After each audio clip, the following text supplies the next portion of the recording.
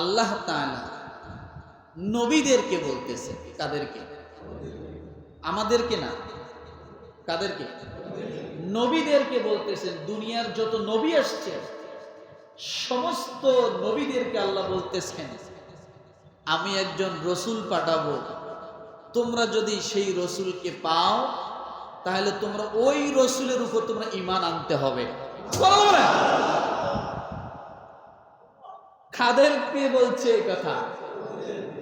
আমি তো একটু আগে বলছি যে আমাদের রসুলের উপর ঈমান আনা কি, এটা আমাদের কথা বলছি।